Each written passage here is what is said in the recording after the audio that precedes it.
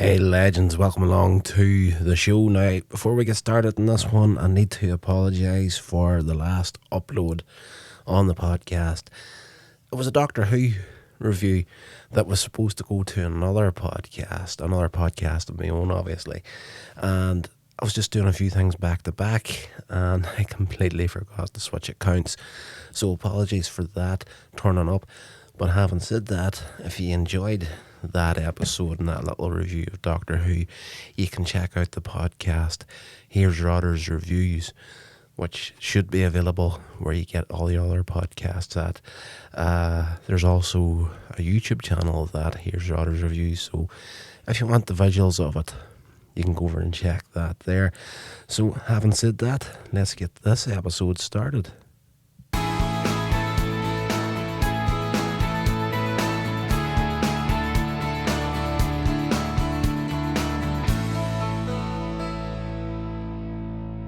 So hey guys, welcome along to Sceammeupbotty.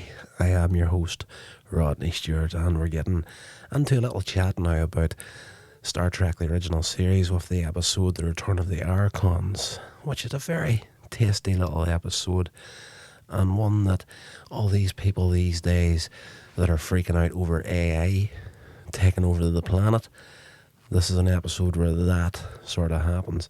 So in this episode, the Enterprise arrives at planet Beta 3, where the USS Archon was reported lost about 100 years prior to that. So Sulu is the only member of a landing party who beams up from the planet's surface and exhibits this euphoria. Of course, we see this at the beginning of the episode, him and another member of the party. There's only two of them. These cloaked figures come out and basically touch him with a staff, and it changes his mentality. But the other guy runs off. He's insisting that the crew is not of the body and referring to them as Archons. So Kirk then, after this happens, he beams down with another party to investigate, including Spock and McCoy and a few of the other officers. They find the inhabitants living in a 19th century Earth-style culture, and it's ruled over by these cloaked figures that we've seen at the beginning called the Lawgivers, and a reclusive dictator, Landru. Their arrival is shortly followed by the festival, and it's one of these strange things that you know it's not out of place for Star Trek at all. Everybody's walking about in this strange euphoria, dopey grins on their face. Everybody's overly happy, overly friendly and whatnot. But when this festival period starts, violence, destruction, and people just trying to get it on with each other, just everybody goes, all the negative instincts come to the surface. So, you know, it's just destruction left, right and centre. The place has been wrecked. Kirk's land party seeks shelter from this mob at a boarding house owned by Rieger. A friend of Rieger suspects that the visitors are not of the body. Once again, you hear this term a lot, not of the body, which is basically the whole of this society. He summons the Lawgivers, these guys in the weird cloaks. The Lawgivers become immobile when Kirk refuses to listen to them. You know, they come in and start handing out orders. He refuses to take them, and it almost seems like this doesn't compute in their minds. So keep that in mind, that something doesn't compute. They also kill a person for not being of the body and whatnot. Although I haven't watched the episode, it's not clear whether they actually have him killed or not, or whether they just took him out of the picture, knocked him out or something, maybe reprogrammed him later. But anyway, where are we at? Rieger leads the Enterprise land party to a hiding place. En route to that, a telepathic command causes the townspeople to attack the land party. They stun the attackers with the phasers and find Lieutenant O'Neill. This is the guy who was with Sulu at the start. And he is now reprogrammed by these lawgivers. And he's part of the body, which is Guy Rieger's like, leave him there. He's not one of us anymore. He's one of them. If you bring him with us, Landry's going to find us. So they do their best to keep him unconscious. When he's about to come round, Kirk orders McCoy to give him something to make him sleep and keep him out of the picture till he works out what's going on. Rieger reveals that Landry pulled the Archons down from the skies.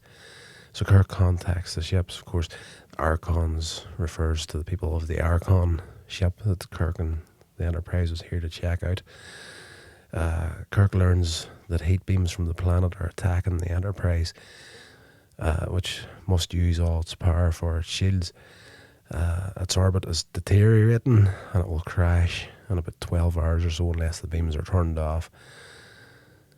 A projection of Landry appears in the hiding place where they're at. Kirk and his team are rendered unconscious by hypersonic waves. The landing party is imprisoned in a dungeon. Dr. McCoy is absorbed into the body. He's placed under this mind control thing that this Landry character has everybody else under. But Marthon, a member of the underground against Landry, rescues Kirk and Spock. So he has infiltrated far enough to be the person that's in control of who is absorbed by this machine and who's not absorbed. So he pretends to program Kirk and Spock. So him along with Rieger tell how Landry saved their society from war and anarchy 6,000 years ago and reduced the planet's technology to a simpler level. So back in the dungeon cell, overhearing the plans that Kirk and Spock and these guys are whispering with each other, McCoy, still under the mind control, summons the lawgivers. Kirk and Spock manage to beat them down and take their robes. Marthon then takes Kirk and Spock to the Hall of Audiences, where priests commune with Landry. Again, this projection of him appears and threatens him. Spock, being who he is like, this is just, like Kirk tries to speak to it once or twice throughout the episode, and Spock is like, it's just a projection. I can't hear you, Jim, that sort of deal. But eventually, they use their phasers to blast through the wall where this projection's at near the end of the episode and expose a computer programmed by Landry, who died 6,000 years ago.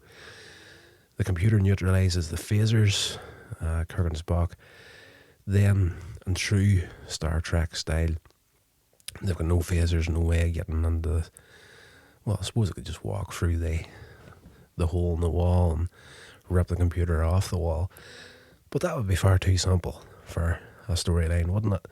So they use, Kirk more than Spock. Spock, he speaks up every once in a while. But they use logic against the computer. They argue that because it has destroyed the creativity of people by disallowing their free will, it is evil and should self-destruct, freeing the people of Beta Free. The computer then complies and destroys itself. It's one of these things where, the whole society is like an occult-like status, and the computer has following this program from this guy Landry, died thousands of years earlier. But as Spock says, or Kirk says throughout the episode, this thing can pass on the ideas and whatnot, but it hasn't got the soul of the person that programmed it, so it's just going by the data more than anything else. And because it's doing that, it's a soulless society, and he uses that against the computer, because you're not letting these people have their own free will and their own creativity and whatnot. You and yourself is evil. So once that computer's destroyed, the heat beam is stopped and the Enterprise is saved.